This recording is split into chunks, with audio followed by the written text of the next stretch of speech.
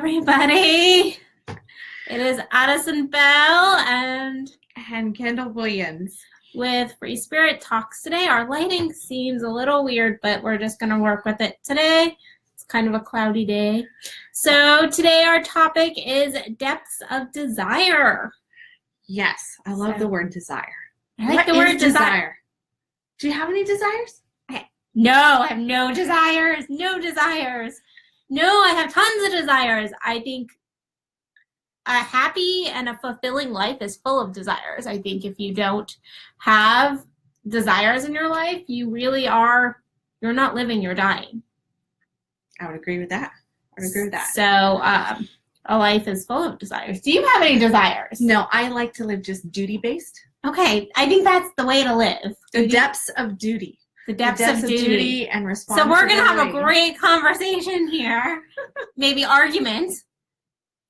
No. If it is depths of duty. No, I was just pulling out the other side of the, because the word desire tends to make a lot of people nervous and concerned and feels even sinful at the thought of the word of desire, because we've been taught that desires are nothing more than this like negative spin on things that we, it's more on like self-centeredness and wanting all this stuff that could be. You don't want to be selfish. But you don't want to be selfish. No, I don't want to be self-centered. I use the word self-centered, not selfish. How dare you be self-centered, though? Well, self-centered might be selfish. All right, we're going down a whole different. Yeah. Anyway, desire. So the depths of desire. Share us. Hold on. You keep talking. I'm going to share us. Okay. So you keep talking. She's marketing. Okay. I'm going to She's marketing. Share us She's going to really quick.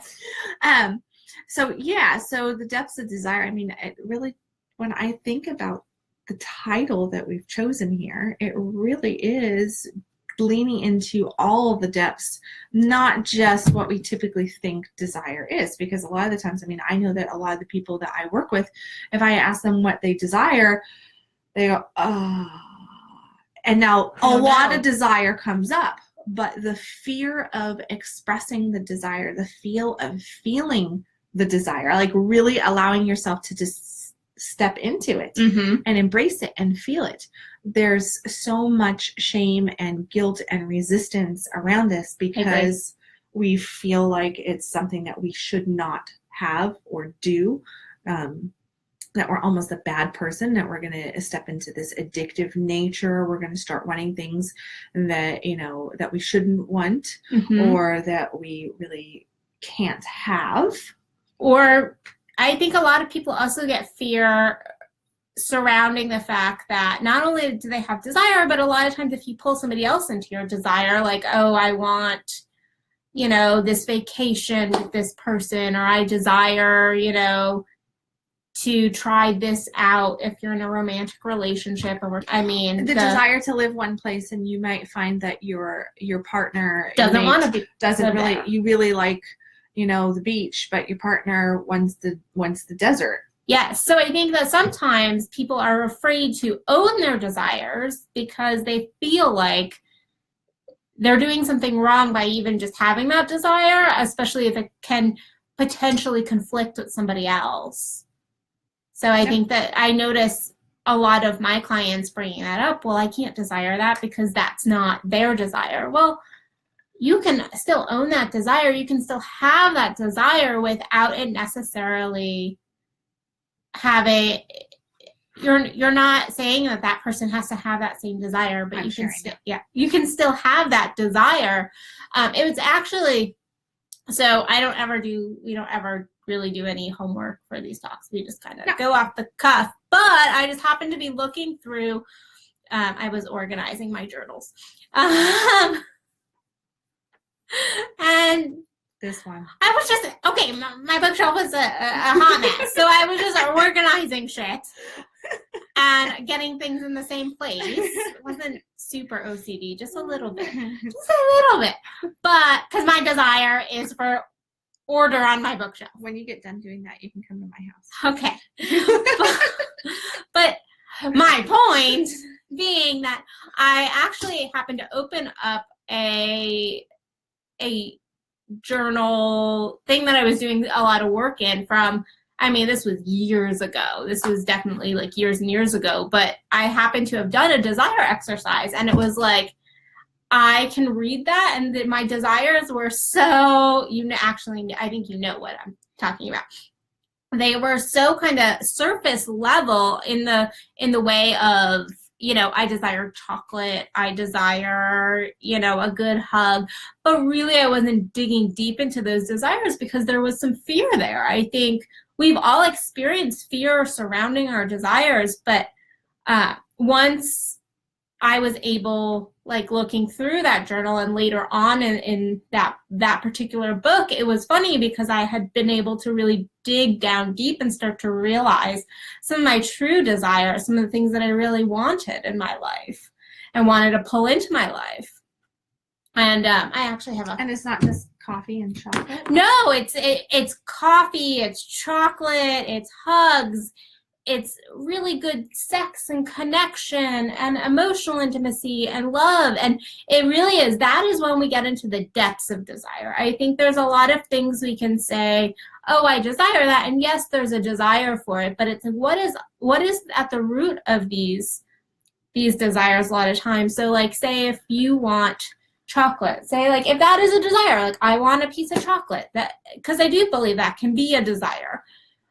And it's a surface level desire, but it's still a desire. At the root of that could be like, I desire something, I desire to experience like something luxurious. I desire some pleasure because chocolate brings pleasure. So that is when we're getting into like the depths of desire. Mm-hmm. Mm-hmm. And so yeah, that's what I feel like. It's important to not only just look at the surface level, but to also look at the underlying causes and vice versa. So for example, I had a client actually 2 weeks ago telling me like all of these like really deep desires, these desires that were really at the depth. However, he was actually he was doing the reverse of what a lot of people do, ignoring the surface level and the like human kind of desires and really digging into those desires and really allowing himself to explore some of the surface level stuff too, because we are humans and we are not, although we are spiritual beings, at the same time we are living in these bodies, and so we have human desires too that we need to allow. So yes. I mean, yes. And we avoid, because, we're trying to, I think what you're hitting on there is that it kind of becomes that we're trying to be, we have all these, we have human desires, as physical desires. Yes. And that's really what it is the physical desires. But we try to mask our physical desires by really focusing in on spiritual, religious desires, trying to reveal ourselves as being a good person. So we only reveal those things.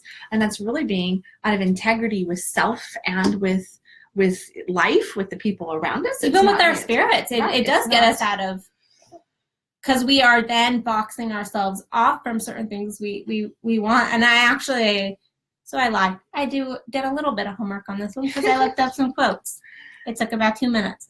But so like one of the quotes from the Bible from Psalms 37:4, delight yourself in the Lord and he will give you the desires of your heart. And it is the truth. Like when we do praise, when we do kind of get into this, and when it says like delight in the Lord, and when I think of that, when I hear that passage, what I hear is like in the beauty and the gratitude of life, it just like be in your life and kind of in a praiseworthy state, and then you will get the desires of your heart. You really will get what you're wanting, and that includes the physical, body type desires too. I think you're correct. You're right on target where it's okay. We can have like these desires over here. Like it's okay to desire, that our kids do well in school. It's okay to desire that. What are some other desires that, you know, it's, to a lot of people, it is okay to desire that, you know, trip.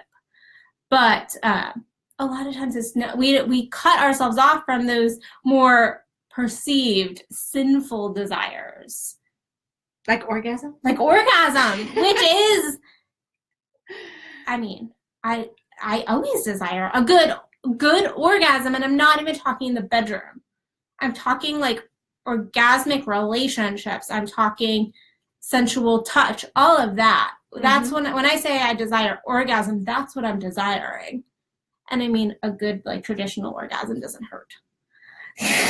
No. I mean, when you read that quote, you know, delight in the Lord. And to me, when I hear, I don't know, maybe it's just me or whatever, but it doesn't matter. I'm sharing. That's what these talks are doing. But delight in the Lord really is, to me, more about on that line of that our delight in our blessings is providing pleasure to God, the creator, as well. Yes. And that is how that's that circuit that is happening there. So, you know, because God has manifested through all of us in different ways, right? We're all children of God. We're made in God's image, all this different stuff. And it's so that we can experience a physical life. And for us to experience a physical life means that we have to embrace and receive different physical experiences, which comes down to what do you desire? And those desires that come into us, you know, some of them are not healthy desires. There are lots of unhealthy desires out there. Such as? Maybe wanting to kill your neighbor. That would be an unhealthy desire, right? All right, so, right. You can not acknowledge it and then maybe like not go through it. Exactly. So, all right, my neighbor's really upsetting me. But, you know, we live in this world where we have so many different things happening. We have high school shootings. We have, you know, all these terrorist things going on. We have lots of rapes and murders and just lots of really, really bad things. So I can see, like, on the opposite side of this, you could have the argument of, well, those people desired to do that. So is that okay? What makes it okay? What doesn't make it okay? Where is that line? And here's the thing. Those desires are not of God, you could say. They're not in alignment. I'm of the belief that at everybody's core there is a spot of light. Some people it might be just a little bitty bit of light. I agree. But there's a spot of light. And if any of us if we make the conscious decision to step into our own power and really tap into ourselves.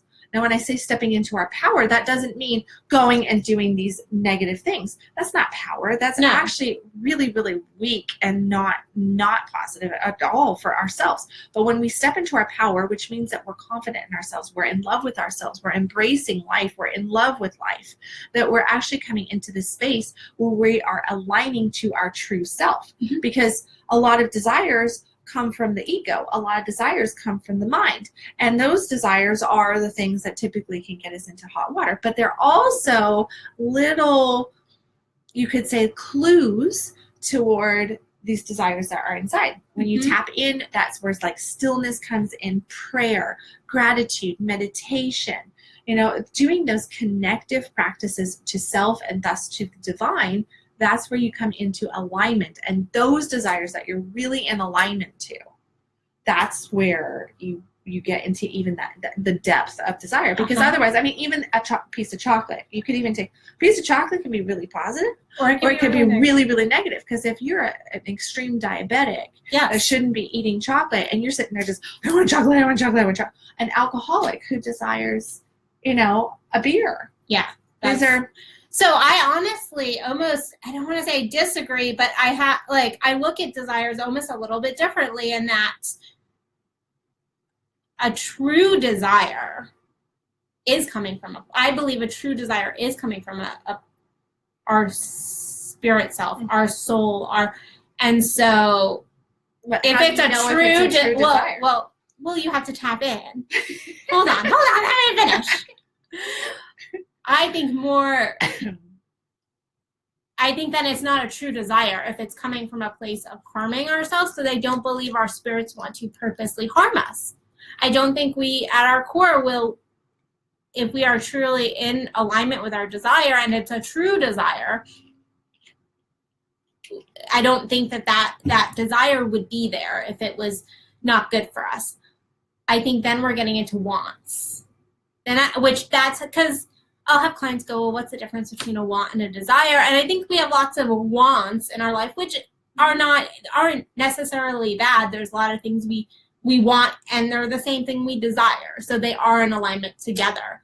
But when I think of desire, I think of from a spiritual. When I think of a want, I think of it more of coming from an ego place. And so I think any desire is a true desire. However, I think in order to tell, you really do have to tap in to see if it's coming from your ego. And so then it not being an actual desire, it being a want, it being, negative energy, negative thought processes coming from that perspective. But yeah, it's that tapping in first. Tapping in to make clear whether it is accurate or not. Yeah. I mean, because it really is does it come from your core? Does it come from your spirit? And it can be muddled, I think. Yes. Absolutely. I think it can be muddled. I think it's sitting here, it's easy to go, oh, well, that's not a true desire. This is a true desire. Tap in. But I do think it tends to get muddled in our minds and our lives. So. Oh, hey. Hey, Patrick. Hey, Keisha. Hi. So, yeah. I saw that you had a John Eldridge quote on that. So this one is not directly to desire, but it spoke to me about desire. The greatest human tragedy is to give up the search. Nothing is of greater importance in the life of our deep heart. To lose heart is to lose everything. When I hear that, I actually think of desire, because when we're touching into our deepest heart, then we're touching into our desire. Mm-hmm. And so when I hear that, it speaks to kind of what I was touching on in the very beginning, how if we're not living a life of desire, then we're losing our heart, we're losing ourselves, we're losing our spirits. Yeah. We are indeed dying, and that's why I kind of started with, when I was talking about duty and responsibility, because these are the things that we block our heart with, is duty and responsibility. And if you take it down the whole religious path here, if just for a second, a religious Go path, for it. Because I think we're free to talk about anything we desire. Just because I think that it's really, really important that, because we live in a world where religion it's a primary focus for a lot of people. It is a major player in our lives, and that's awesome, wonderful, beautiful. And there's so much beauty behind religion, but there's one little thing that I keep hearing over and over again, and it's just kind of, I don't know, maybe it's just really in my face right now, but what's in my face right now with that is that there's so many different faiths out there. It's like, oh, come to my church. Mm-hmm. I want to save you, right? I want to save, and there's that. I don't know. That whole thing. And creepy. No. But so there's this, and what are we? And then we're like, well, why are you going to church? Why are you going to church? Well, I'm going to church because that's where I can connect with God. That's God's house. I go on Sunday, I go on Saturday, whatever your day is, right? There's Wednesday church, there's Thursday, there's church every day, but just picking on whatever day you want. But why are you going? Well, I'm going for this reason, and it's because, I need to connect. I need to tap in. I want to make sure that I can ask God for this. I can ask God for that. And then also you look at it as what comes down at the end is that it is duty. Almost like I've got to go to church because I want to teach my children the right way. Mm-hmm. I want to make sure that I stay in alignment and that I don't get tempted. I want to do this. I want to do that. It all comes down to duty. And then a lot of people really, if you ask them, well, are you passionate about God?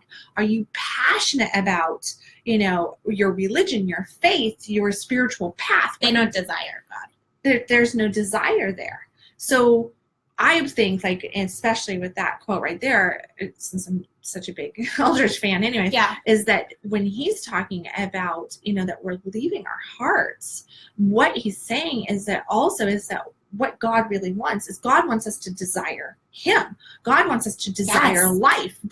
And we have turned into a society that is scared of passion. We're so scared of passion.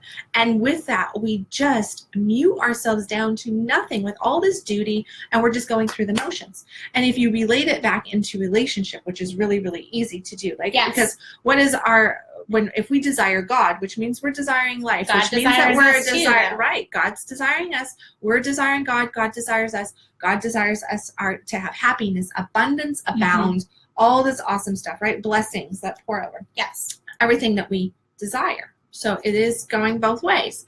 And then if you take that in and you look at like a marriage situation or two people dating or whatever, but an intimate relationship, if you have one person that is desiring the other, but this person is not desiring that person as much, or they're just not putting in the effort, the work, they're just not really connecting. But this person goes, oh, well, we're just going to talk about duty sex just for a second. Okay. So it's just like, yeah, because I mean, this is like, I think it goes into going to church could be considered spiritual duty sex. sex. Like there's a blog post. There's a blog post. That's tweet. Like, that's a tweet. There's a tweet. Going to church could be considered spiritual duty sex if you're not going with the desire for God, with the desire, the passion to really not go there because, oh, if I don't show up, then my neighbors and my friends and the guy standing who holds the door and passes out the, thing, they're going to know. And, so-and-so is going to email me or text me. Or even like, God's not going to let me into heaven. God's not going to let me into heaven because I missed church. And it's just like, oh, man, I got to go to church today. But here's the thing. God is everywhere. We can tap into God at any given moment. I have more spiritual conversations with God driving in my car. I don't listen to music. I'm just like tapped in, tuned in, and turned on in certain people's terms. Because, and it's that passion for, that desire for, that connection, that intimacy with God. But that also comes out, because that relationship with the divine is so important to me, that also comes out in other relationships. And I'm talking about relationship to life, not just to people. I mean, yes, I have lots of great intimacy relationships. Yes. And intimacy meaning to be very intimate and connective and open, vulnerable, surrendering to the relationship in love, not sex. That's, we use the word intimacy, and we say, oh, I was intimate with that person. Well, I'm intimate with almost everybody all the time. I was going to say that. Exactly. Yeah. And that can be perceived as, what did I just say? I don't have sex with hardly anybody. So it's like, that could be seen as you're like prostituting yourself all around. Yeah. But that's not the case.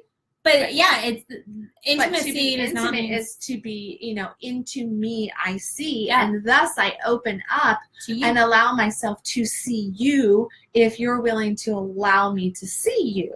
There's intimacy. Yeah. And I think that we can kind of like a small little rabbit trail, like we can have sex and not have intimacy. Oh, heck yeah. And prostitutes do it all the time. Yes, and that is what, that's, the truth is in kind of on your duty. It's the duty, and it's the same thing when we feel like we have a duty to God, or it's the same kind of thought process. And kind of going off of your passion comment, if a desire doesn't have passion behind it, it's not a desire, or there's something holding it back. Right. There's fear, there's some, It all comes back to fear. Yeah. Yeah.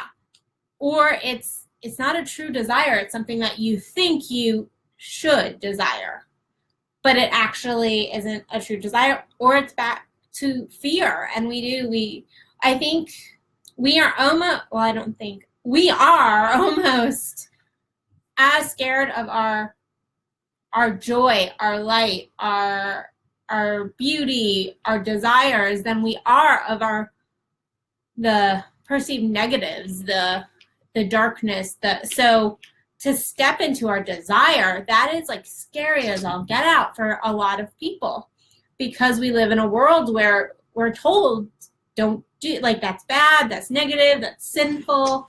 I actually don't get too happy. Actually. So I actually have a Napoleon Hill quote that I actually love. Desire is the starting point of all achievement, not a hope, not a wish, but a keen pulsating desire which transcends everything. And I mean, that is, when we're talking passion, it's like a pulsating, right. like you can barely contain yourself because it just feels that thought, that feeling in your body just fills you up. And then when we bring in fear and we start to leave the depths of our desire, because when we bring in fear, we start to pull ourselves from those depths into the shallows of desire. We lose that beautiful energy. We lose the ability to pull and manifest these things into our lives because we are dwindling that beautiful energy we're sending out for our desire. Yeah. And then we get back into the shallows is the duty, because we're stepping out of here and into here, and we're analyzing everything and we're critiquing everything. We're trying to control the outcome, because duty really is based in control. So, why are we claiming that we desire this? And that again will force you back into a deeper state of consciousness. But it comes down to then what the statement, like when you said, I think I might disagree, and it's not a disagreeing, you just took a little bit different spin on it, because what we're saying is that in order to access. Thank you. Access. I'll be your interpreter today. Thank you. I'm maxed out, everybody. I'm sorry. All right. So maxed out. We had maxed the ancient crystal skull here. So if anybody, that's what I mean by maxed out. But in order to access the depth really does mean that we have to come into this place of connecting to our deep self. So our true self, the us inside, not all of these ego, fear, doubt, control, judgment, jealousy, thoughts that we have that cause the monkey mind to go around. I think it's also, there's an acceptance, because before we can, you have to accept that it's okay to have these desires. And I know a lot of people are like, no, I accept that I have desires. I'm like, bullshit, that's not true. Most people, there's times that I go like, I can't accept that desire. Like, that's a struggle for me to accept that, to go into that. So you have to breathe into it. But there is an acceptance of self that it's okay to have these desires. It is like, before you can really reach that depth, you have to find an acceptance of self before you can do that. Before you truly allow yourself to see some of the things you really do desire. And then even if it's a desire that you're like, I'm kind of uncomfortable with that desire. And and that could be in any area of your life, but to see it from a different perspective, maybe even, and just go like, what is it about that desire?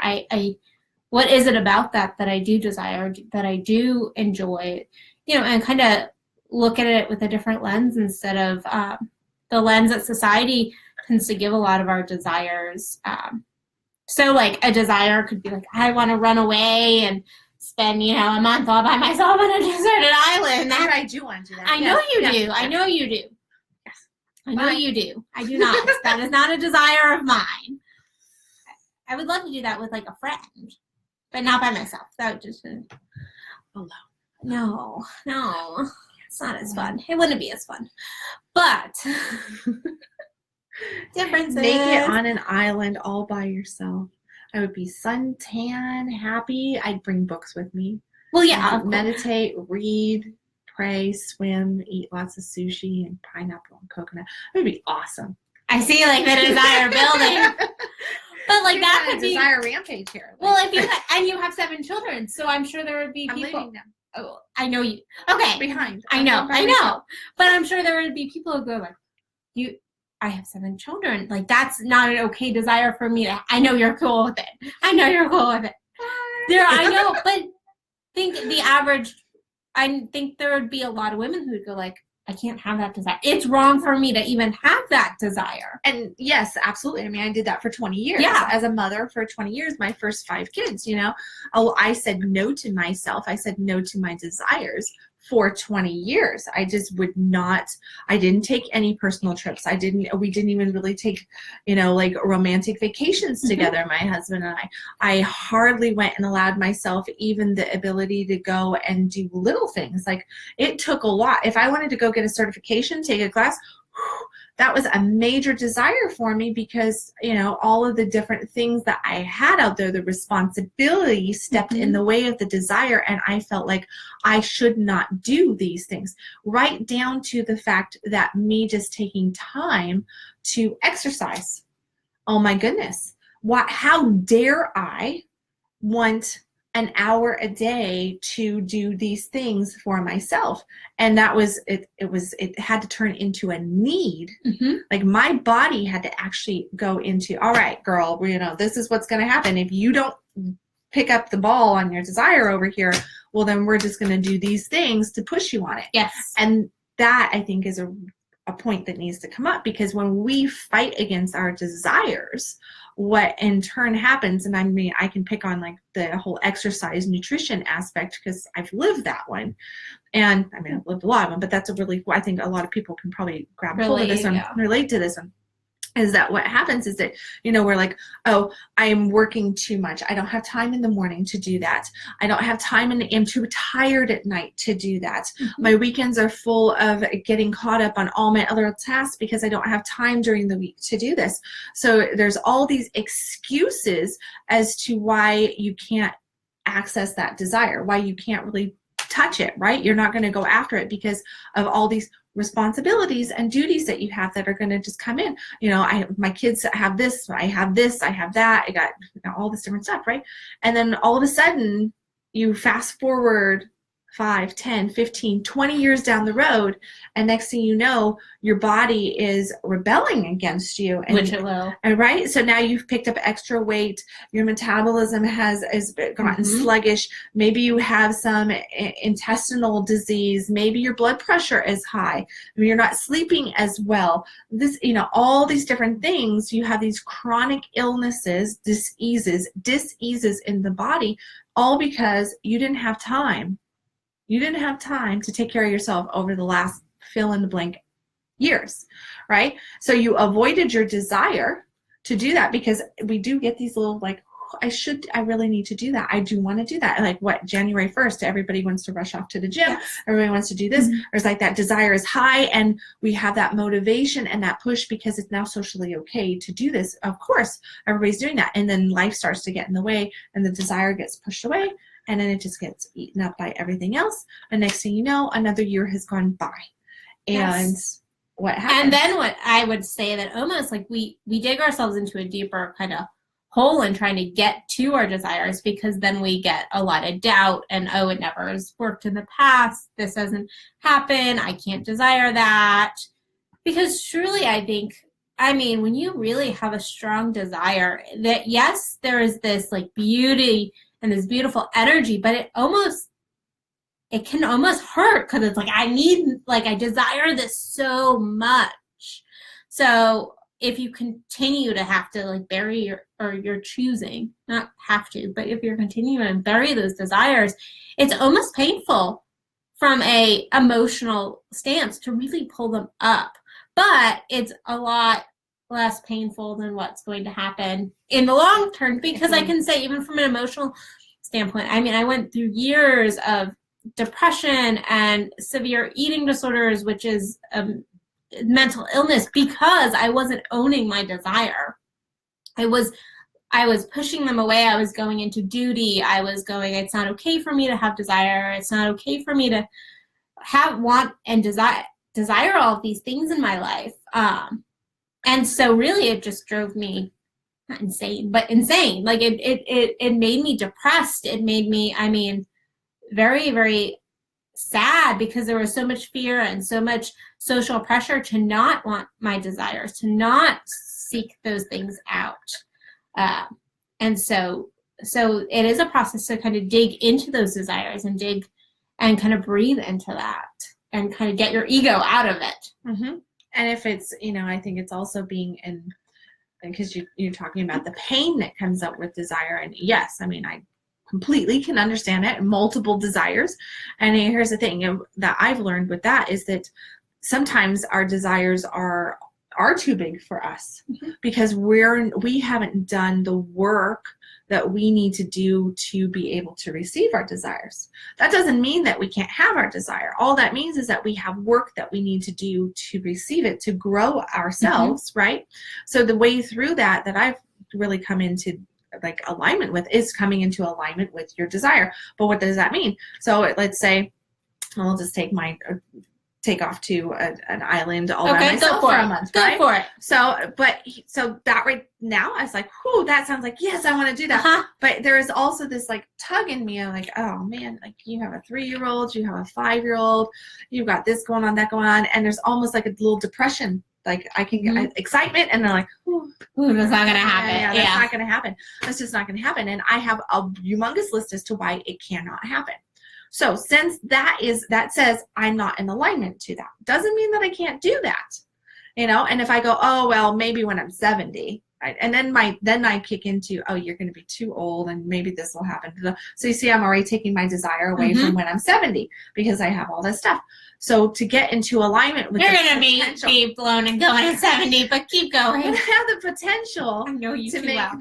that month trip happen, let's say, then what I would say is, like doing little trips. What can I get into alignment to? Well, I can get into alignment very, very easily. Very, very easily. Matter of fact, it's already on my calendar. Very, very easily to 4 or 5 days in Cancun. Yeah. I can get very easy. We were just talking about Costa Rica. Right? I'm like, you look at my calendar and I'm like, oh, well, I want to go here and I want to go there. And what? I've already got like July. I'm like, bye, see ya. Now I'm not going all by myself, but I've got 2 trips planned in July. And that is taking up pretty much the whole month of July. So these things, to find something at a smaller scale that you can get really turned on to. And that is the key, is turned on to it, which is passionate about it, right? That's all turn on is. It's being passionate about something. You feel it and it gets you excited and you feel positive and you can hold that positive feeling for a long enough period of time that you can actually buy into it. You can believe it because you have to be able to believe it. Yeah, you have to be able to believe it. And then once it really is that you get into this, you build on that, because if from one small trip to the next small trip to the next small trip, all of a sudden the belief level intensifies and you end up with a snowball effect. Yes. We tend to snowball in the negative about, oh, well, that's never happened before and this can't happen and blah, blah, blah, blah, blah. So we snowball the negative. But it's working the other way. It'll work exactly the same way if you snowball it the other way, if you allow it to go the other way, which just means that some of those big desires that are too scary for you to handle right now, shrink it down to something that's not that scary, but still gives you that, whoo, like, wow, that's really turning me on. So I'm really excited about that. I could see doing that. Run with that. And that will take you into even the deep, which is where, like I really just want to go have, a nice dinner tonight, or I really want that piece of chocolate. Yeah. Or I just want to lay one day out in the sun.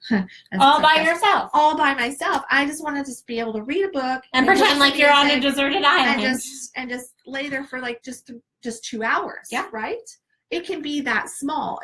Little desires build to bigger desires. So I'm on board with that all completely.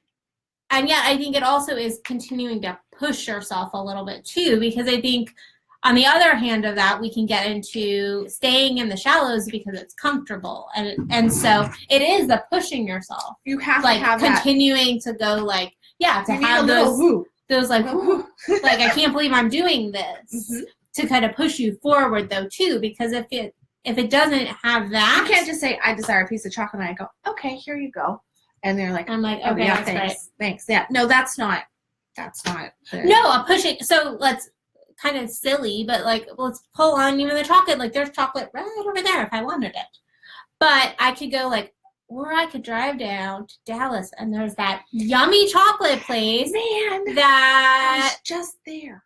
I was just drove by it almost. Oh, you should have stopped being on chocolate. But, you know, I could go like, no, that's really the chocolate I desire. And so kind of pushing myself out to go like, no, I'm going to go get the chocolate that really like makes me feel good and is elegant and luxurious and tastes good and is shaped in the shape of little mushrooms. You know, but that is even pushing yourself. It is continuing to push yourself, even though you might not be able to, like you said, live on a deserted island, but it is pushing yourself to get out of your comfort zone and step into those deeper, continue to step into a deeper level of desire and not be okay in this kind of. You step up your desire. You Yes. step up your game with each one, but you still have to have that, what I refer to, and people are going to get tired of me telling them this because I do it in all my videos, is the raggedy edge. I always come back to racing terms, right? Mm-hmm. And it's the raggedy edge. The raggedy edge is that space where you can get really, really good speed, but you can and you can pass people by, but you're also risking out there. So there's those butterflies that come up inside of you. It is that feeling. So you're holding that, and the power of holding that emotion is where, and it's kind of like there's a little adrenaline rush, right? Yeah. It's just that little adrenaline rush that you're looking for. And what happens with that is that actually provides momentum. It provides the shift. It's an access point, is what it is a true access point, because otherwise, we're not going to, if I handed you a piece of chocolate, your gratitude for that piece of chocolate would last like this. You'd be like, thank you, Kendall. Thank you for the chocolate. And then we would carry on. It would be no big deal. Now, if I went, oh, hey, let's go down to see it. Right. If we go off of this and I tell her, okay, you know what, I'm canceling my date. We're having a girls' date instead. And we're going to Chocolate Secrets. That gratitude would be bigger. That she would probably be going tomorrow. You would text me tomorrow. I know you. You would text me tomorrow morning. You'd be like, you didn't have to do that. That was so nice. Thank you so much. It really meant a bunch. Right.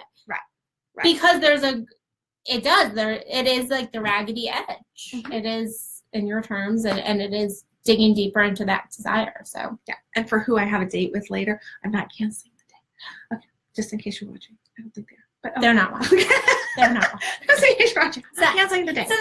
It was a example. Sorry, I love you, but I'm not canceling. It's fine. Because you have a desire to go on a very quiet date. So yeah, I just challenge everybody, all our listeners, to really just step into your desire today. Don't wait, go like, oh, next weekend maybe I'll go do something. No, do something today to step a little bit deeper into your desires. Again, not something crazy, but just if you want to go crazy, go for it.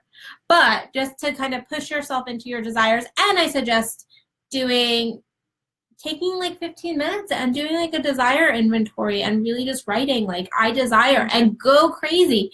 Let it all kind of flow out.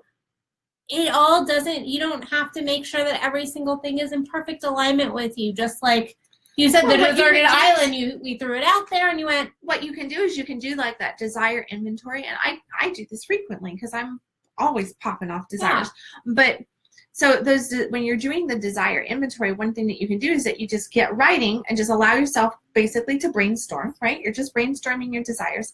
And then after you're done with that, come back and feel into each one of those desires. So then you can rank them on a scale of 1 to 10. That's pretty easy to do. Like 1,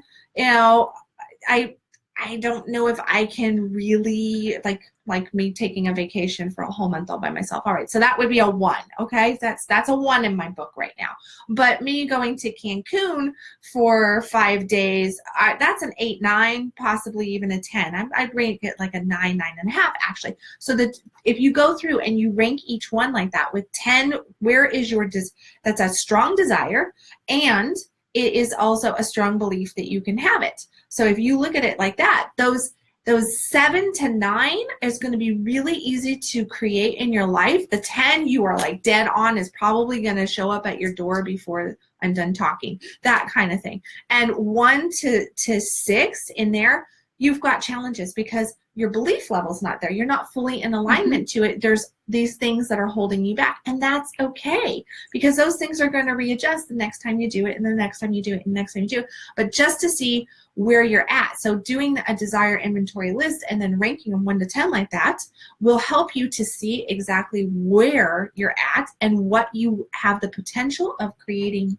today, tomorrow, like in the very near future, so that you're not setting yourself up for pain, for suffering. Because what we tend to do is, like, you know, if I say, oh, I'm going to go win the lottery tonight, and then but I've never even played the lottery, or I've played the lottery every single, or whatever, I don't play the lottery at all, but you know, and I say I'm going to do this, but I've never won a thing in my life.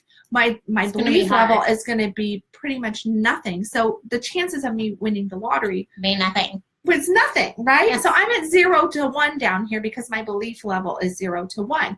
Where if I said, I'm going to go have a really great glass of wine at this really cute restaurant that I love, and that's what I'm going to go do tonight, and I'm really desiring that because I'm looking forward to blah, blah, blah, blah, blah, I can really tap into that. My belief level in that happening is a 10. So, of course, this is going to happen, and that. And yes, I mean, granted, we would all love to win the lottery or have something like that happen, right? But where are you at on that level and really getting into that? Because that's, alignment is everything. Alignment is absolutely everything. Yes. So, well, there we go. I feel complete. So, I appreciate you all joining us. We will be doing this, I think, again on the 18th of March. I think that's what is on the calendar for now. And so keep checking our page for what the topic's going to be, and if we're going to have any guests coming on next time. Just a quick promo: we have a women's retreat coming up in June 22nd through the 24th. So check out hearmeroarretreats.com, and we can throw it in the comments for anybody interested. So check that out. That's going to be an awesome event.